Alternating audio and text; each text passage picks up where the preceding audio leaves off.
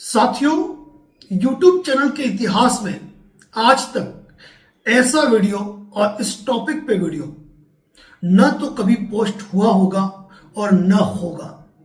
कारण क्या है? कारण यह है कि आप लोन डिफॉल्टर के हक और अधिकारों को लेकर जो वीडियो हम पोस्ट करते हैं, आपके द्वारा उनकी सराहना की जाती है और अच्छे कमेंट्स किए जाते हैं, और उन्हीं कमेंट्स के अंदर आप लोगों का दर्द होता है रिकवरी एजेंट से हैरान और परेशान होने का। आज मैं एक विश्वास दिलाता हूं आपको। वो विश्वास ये है कि यदि कोई भी रिकवरी एजेंट आपके साथ बदतमीजी करे, आपको गाली गलौज करे, फोन पर धमकाए या फोन पर कानूनी धमकियां दे, आपके घर पे विजिट करने की धमकी दे, तो कुछ भी नहीं करना है। केवल और केवल ये वीडियो उनको शेयर कर दीजिए और कह दीजिए कि इस वीडियो का एक एक शब्द कम से कम 2-2 बार सुन ले। आप यकीन मानेंगे कि यह वीडियो आपके लिए संजीवनी बूटी का काम करेगा। वीडियो लंबा हो सकता है, शेयर करने से पहले आप भी इस वीडियो का एक एक शब्द सुने। आशा ही नहीं, पूरा विश्वास है कि आज का वीडियो आपको बहुत पसंद आएगा, और यदि पसंद आता है ना, तो अपने विचार कमेंट बॉक्स में जरूर लिखिए कि एडवोकेट नरेंद्र जोशी के लिए क्या कहना है आपका। साथियों, महाभारत का युद्ध आपने देखा होगा। महाभारत के युद्ध में जब युधिष्ठिर और महारथी कर्ण का युद्ध होता है, उस युद्ध के दौरान जब धनुष की प्रत्यंचा टूट जाती है युधिष्ठिर की, युधिष्ठिर हाथ में जब तलवार लेता है तो महारथी कर्ण के हाथों से निकला तीर उनकी तलवार को भी गिरा देता है। तब वो कहते हैं कि तुम तो आचार्य द्रोण की दी हुई शिक्षा ही भूल गए, मैं तुमसे क्या युद्ध करूं। और उसके बाद वो निकल पड़ते हैं अर्जुन से युद्ध करने। और जब अर्जुन से कर्ण का युद्ध होता है और उस युद्ध के दौरान जब सामान्य तीरों से अर्जुन कर्ण पे काबू नहीं पाता है, तो उस दौरान भगवान श्री कृष्ण कहते हैं कि ये प्रतिद्वंदी दिव्यास्त्रों के योग्य है, दिव्यास्त्र चलाओ पार्थ, दिव्यास्त्र चलाओ। तो ये वीडियो आज आपके लिए दिव्यास्त्र का काम करने वाला है। साथियों, आज पहली बार मैं आपके सामने वीडियो बनाने के लिए कुछ टॉपिक्स पर चर्चा करूंगा। पहला टॉपिक यह है कि लोन डिफॉल्ट पर रिकवरी एजेंट आपको क्यों परेशान करते हैं, क्यों आपको तकलीफ देते हैं, क्यों आपसे बदसलूकी से बात करते हैं, क्यों आरबीआई की गाइडलाइन का पूरी तरीके से उल्लंघन करते हैं। आज उस मुद्दे पे बात करेंगे। साथ ही हर टॉपिक पे चर्चा होगी, तो वीडियो को ध्यान से सुनिएगा। सबसे पहले हमको यह जानना है कि रिकवरी एजेंट क्या है। तो ये बात ध्यान रखिएगा कि जिस तरह आपके बिना मांगे सेल्स टीम जो है फोन कर करके आपको ऑफर देती है कि साहब लोन ले लीजिए, प्री अप्रूव्ड लोन मिल रहा है, इतनी छूट मिल रही है, इतनी ईएमआई है, आप लोन ले लीजिए, पीछे पढ़ पढ़ के आपको लोन दे देते हैं। अब जब लोन आपको जरूरत थी, आपने लोन ले लिया, अब किन्हीं विषम परिस्थिति और आर्थिक हालातों के चलते आप लोन नहीं भर पा रहे, आपने लोन की एक ईएमआई डिफॉल्ट की। पहली ईएमआई डिफॉल्ट होने पर ही आपको कॉल शुरू हो जाते हैं, और दूसरी ईएमआई डिफॉल्ट होते ही रिकवरी एजेंट आपके घर पर विजिट करने लग जाते हैं। रिकवरी एजेंट का काम एक ही होता है कि येन केन प्रकारेण साम दाम दंड भेद, हर नीति से वह आपसे ईएमआई वसूल करे। उसके लिए सच बोलना पड़े तो सच बोले, झूठ बोलना पड़े झूठ बोले, आपको डराना धमकाना पड़े तो डराए धमकाए, प्रेम से बात बनती हो तो प्रेम से बात करे, हर वो हथकंडे इस्तेमाल करते हैं। लेकिन एक बात है, बात यह कि आपका लोन डिफॉल्ट ऐसे ही नहीं हुआ। आपके पास पैसा नहीं था इसीलिए लोन डिफॉल्ट हुआ, तो पैसा नहीं है तो आप रिकवरी एजेंट को कहां से चुकाएंगे। तब रिकवरी एजेंट आपको कॉन्टेक्ट लिस्ट की धमकी देते हैं, आपके ऑफिस आने की धमकी देते हैं, घर के आस पड़ोस लोगों से बात करके उनको परेशान करने की बात करते हैं, यानी कि उंगली टेढ़ी करने की बात करते हैं। लेकिन इनकी मजबूरी क्या है? इनकी नौकरी है, और नौकरी ऐसी है कि इन रिकवरी एजेंट को कई बार कई बार अपनी जेब से पैसा भरना पड़ता है आपके नाम का। ये इनकी मजबूरी है कि इनको जो टारगेट दिया जाता है वो टारगेट उनको कवर करना पड़ता है, और उस टारगेट को कवर करने के चक्कर में कई बार वह अपनी जेब का पैसा भी लगा देते हैं। अब ऐसी स्थिति के अंदर लोन एनपीए नहीं हो, लोन राइट ऑफ नहीं हो, यह सारी की सारी जिम्मेदारी बनी रहती है केवल और केवल रिकवरी एजेंट पे। कंपनी क्या कर सकती है? कंपनी आपको लोन रिकॉल नोटिस भेज सकती है, कंपनी आपको डिमांड नोटिस भेज सकती है, कंपनी आपके खिलाफ सेक्शन 25 का मुकदमा फाइल कर सकती है, कंपनी आपके खिलाफ आर्बिट्रेशन की कार्रवाई कर सकती है। लेकिन इन तमाम कार्रवाई के अंदर कोई ऐसा प्रोसेस नहीं है कि आपके हलक में हाथ डाल के पैसा निकाला जा सके। और यही कारण है कि एनपीए को रोकने के लिए, लोन को राइट ऑफ होने से बचाने के लिए रिकवरी एजेंट की अहम भूमिका होती है, और इसी अहम भूमिका पर उनको काम मिलता है। वो अपनी जॉब करते हैं, तो वो जो भी कर रहे हैं वो उनके जॉब का पार्ट है, लेकिन आरबीआई की गाइडलाइन की उल्लंघन करते हैं। अब आप ये सोचते हैं कि आरबीआई की गाइडलाइन का उल्लंघन क्यों करते हैं, तो एक बात ध्यान रखिएगा, आरबीआई का गाइडलाइन है। गाइडलाइन का मतलब समझिए आप, निर्देश है, ऑर्डर नहीं है। इस चीज को टेक्निकली तरीके से समझने की आवश्यकता है आपको। तो जो भी गाइडलाइन है ना, उसका उल्लंघन दुनिया करती रहती है, और ये लोग भी करते हैं। तो यहां पर अब शुरू हो रहा है रिकवरी एजेंट के बारे में। जब तक कोई रिकवरी एजेंट आपसे फोन पर तरीके से बात करता है तब तक ठीक है, लेकिन यदि वह अपनी हद पार करे, वह बदसलूकियां करे, आपको धमकाए, तो ऐसी स्थिति में जिन लोगों ने भी प्रायर नोटिस दे रखे हैं, वह लोग प्रायर नोटिस के दम पर इनको इंटीमेशन लेटर देते हैं और कहते हैं कि ये इंटीमेशन लेटर की कॉपी लीजिए और इस इंटीमेशन लेटर की दूसरी कॉपी पे अपने साइन कीजिए, आज की डेट लिखिए, आपका नाम लिखिए, आपका मोबाइल नंबर लिखिए और आपकी डेजिग्नेशन लिखिए। यकीन मानना साथियों, पैरों के तले जमीन निकल जाती है कोई रिकवरी एजेंट इंटीमेशन लेटर पर साइन नहीं करता है। बिकॉज इंटीमेशन लेटर जो है वह आरबीआई की गाइडलाइन पे बनता है, वह ट्राई की गाइडलाइन पे बनता है, वह साइबर क्राइम की गाइडलाइन पे बनता है, वह आरबीआई की टोटली गाइडलाइन जिसमें कि home visit letter, DRA license और आईडी कार्ड की अनिवार्यता के साथ बनता है। ऐसी स्थिति में वह व्यक्ति पूरी तरीके से जो रिकवरी एजेंट है अधिकृत होकर आपके पास आया ही नहीं है। ऐसी स्थिति में व्यक्ति इंटीमेशन लेटर साइन कर नहीं सकता है, और जब वह इंटीमेशन लेटर साइन नहीं करता है तो आप अधिकार से उसको घर से बाहर निकाल सकते हो। दूसरी चीज हो गई कि जो रिकवरी एजेंट आपके पास आया है, अब आप अक्सर उससे पूछते हो आपके पास डीआरए का लाइसेंस है क्या? नहीं होता है। आप उससे पूछते हो कि हमारे होम का या ऑफिस विजिट का लेटर लेके आए हो मेरे नाम से पर्सनली? बिल्कुल नहीं होता है। कारण क्या होता है कि कंपनियां जिस एजेंसी के थ्रू ये काम करती है या कंपनियां खुद अपने रिकवरी एजेंट भेजती है, तो वह कभी भी होम विजिट लेटर या ऑफिस विजिट लेटर नहीं देती है, क्योंकि वह अच्छी तरह जानती है कि एक तो ये कि हमने जिन रिकवरी एजेंट को काम दिया है उनको आज 50 जगह जाने का अधिकार दिया है, और 50 जगह जाने पर कहीं ना कहीं कोई तनाव, विवाद, लड़ाई झगड़ा, पुलिस केस या माथाफोड़ी हो जाएगी। अब ऐसी स्थिति में यदि इसकी माथाफोड़ी हो गई तो हमारे कंपनी के माथे आएगा और कंपनी को जवाब देना भारी पड़ जाएगा, मुकदमा दर्ज हो जाएगा, तो कंपनी के खिलाफ भी मुकदमा दर्ज हो जाएगा। ये कारण है कि रिकवरी एजेंट को कभी भी बैंक की तरफ से, एनबीएफसी की तरफ से या उनकी एजेंसी की तरफ से ऐसा लेटर जारी नहीं किया जाता है। और यदि इनको लेटर जारी किया जाए ना, कल 50 घर पे जाना है, 50 जगह होम विजिट करनी है, तो एक दिन पहले लेटर बनाने में इनको 4 घंटे की तैयारी करनी पड़ेगी।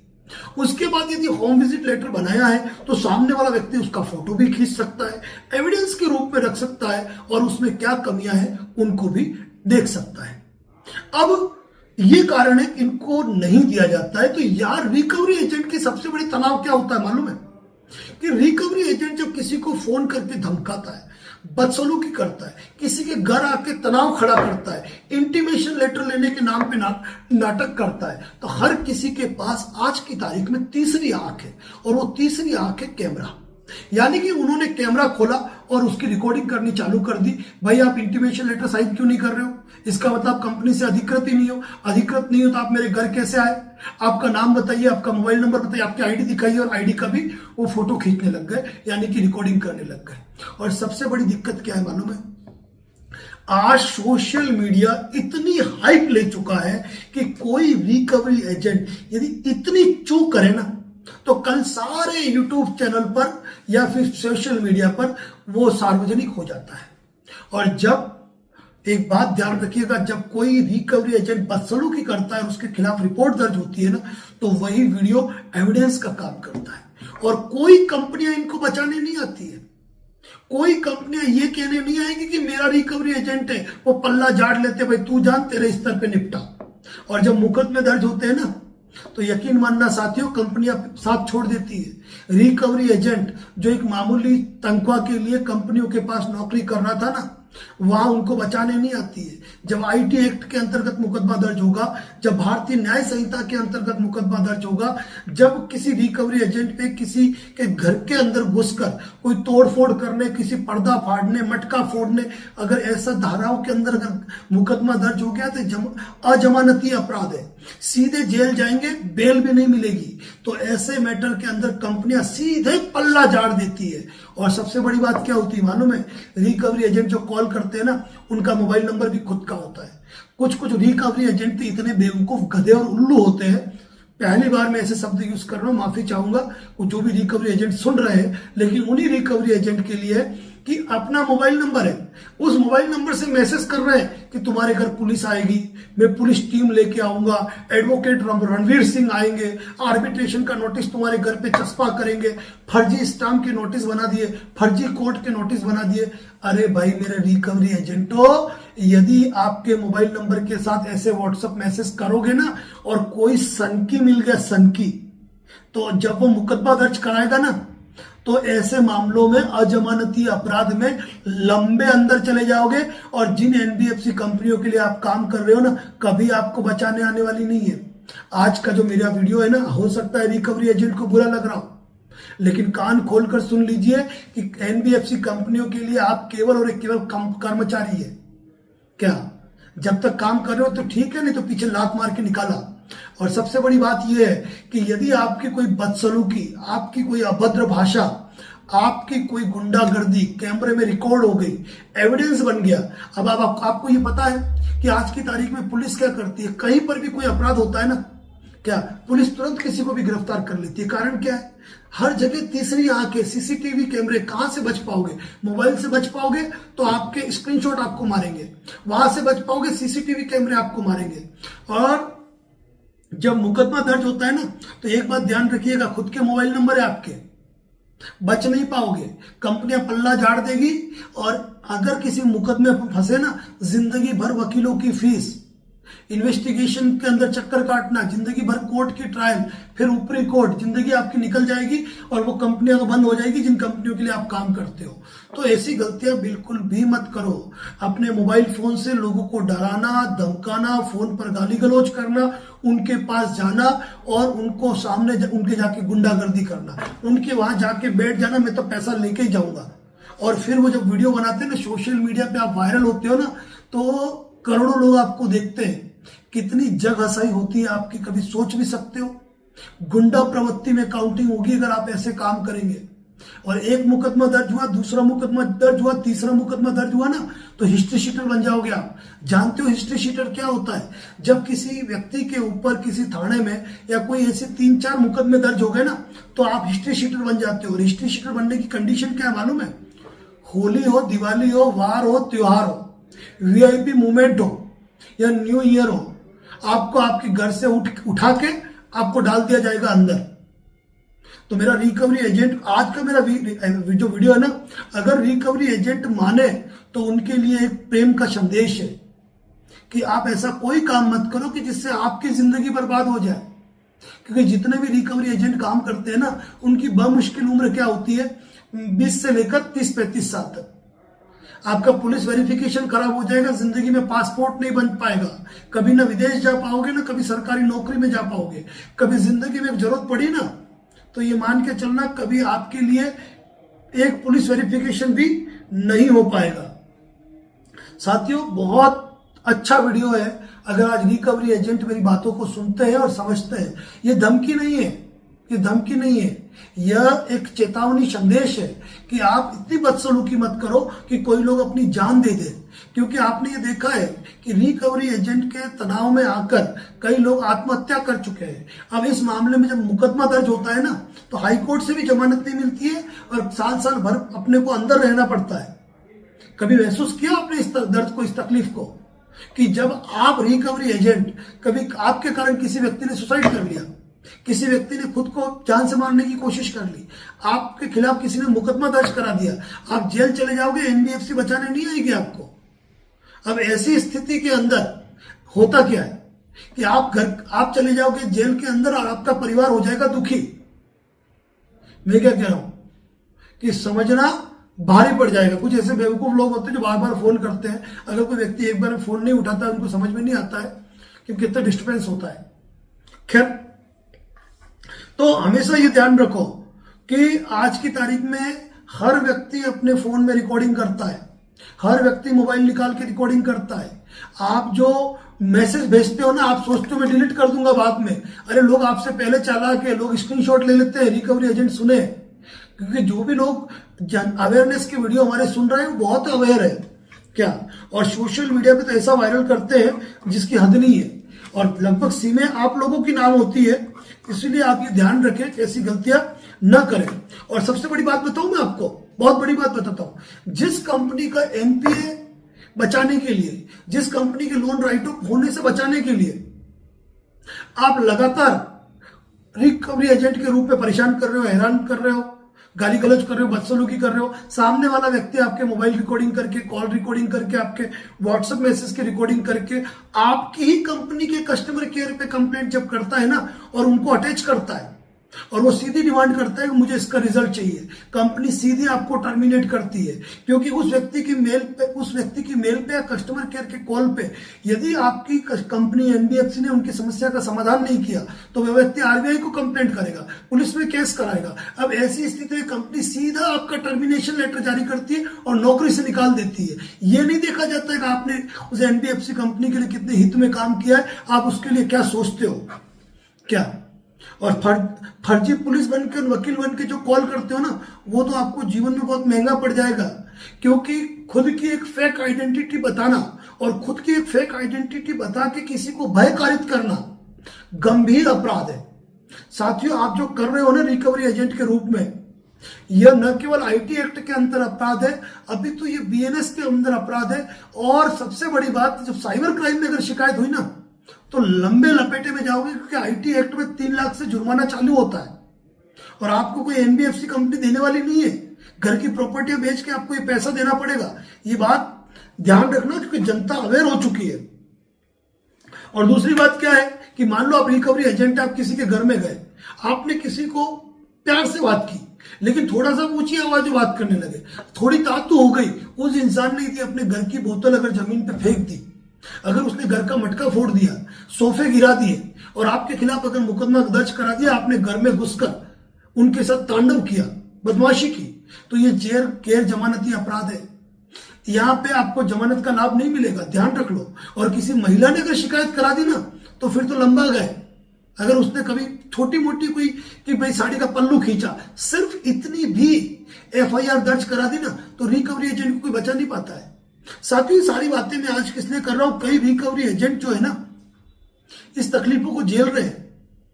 और एक बात बताओ ना, ऐसा काम क्या करना जिसमें खुद की जेब से पैसा भरना पड़े। मैं उम्मीद करता हूं जो भी रिकवरी एजेंट है, उन्होंने इस वीडियो को तहे दिल से सुना होगा, समझा होगा, और हमारे अनुभवों से वो ताल्लुक रखते होंगे। कारण क्या है कि मैंने सबसे पहले एक शब्द यूज किया था कि जब अर्जुन का युद्ध कृष्ण से हो रहा था, तो क्या कहा गया था, श्री कृष्ण ने क्या कहा था कि दिव्यास्त्र चलाओ पार्थ, दिव्यास्त्र चलाओ, यह योद्धा दिव्यास्त्रों के योग्य है। तो यहां पर ध्यान रखना कि यदि आप लोन रिकवरी के अंदर यदि बदसलूकी करते हैं, यदि आप धमकाते हैं, यदि आप गाली गलौज करते हैं, यदि अभद्र भाषा में बात करते हैं, पुलिस वकील के नाम पे फर्जी कॉल करते हैं, दिल्ली बार एसोसिएशन के नाम पर एडवोकेट रणवीर सिंह घर आएंगे, पुलिस टीम के साथ घर आएंगे, आपका वारंट हमारे घर पास पड़ा हुआ है, फर्जी नोटिस बना के भेज रहे हो, क्या लोगों को जरूर गालियां दे रहे हो, उनके कॉन्टेक्ट नंबर पे कॉल कर रहे हो, या ऐसा कोई भी एक्ट कर रहे हो जो कि गैर कानूनी है ना, तो एक मुकदमा आपकी पूरी जिंदगी को कालीख में बदल देगा और कोई एनबीएफसी कंपनी आपको सपोर्ट नहीं करेगी। जिस एनबीएफसी कंपनी से आप ताल्लुक रखते हो, जिसके लिए आप काम करते हो, जिसके लिए आप मेहनत करते हो, जिसके लिए आप रिस्क ले रहे हो, वह एनबीएफसी कंपनी अपना पल्ला झाड़ देगी, पल्ला झाड़ देगी। आप सोचो ना, क्यों आपको होम विजिट लेटर नहीं देते, क्यों आपको ऑफिस विजिट लेटर नहीं देते, क्यों आपको पूरी अधिकारिता के साथ नहीं भेजा जाता है। इसीलिए रिकवरी एजेंट आरबीआई की गाइडलाइन का पालन करना सुनिश्चित करें।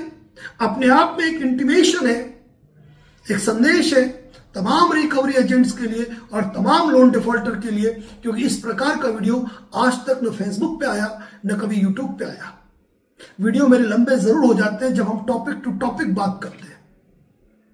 तो उम्मीद करता हूं आज का वीडियो आपको पसंद आया होगा और मैं तमाम लोगों से यही कहना चाहूंगा जो लोन डिफॉल्टर है कि विषम परिस्थिति और आर्थिक हालातों के चलते यदि आप लोन की ईएमआई का भुगतान नहीं कर पा रहे हैं तो यह कोई गुनाह नहीं है।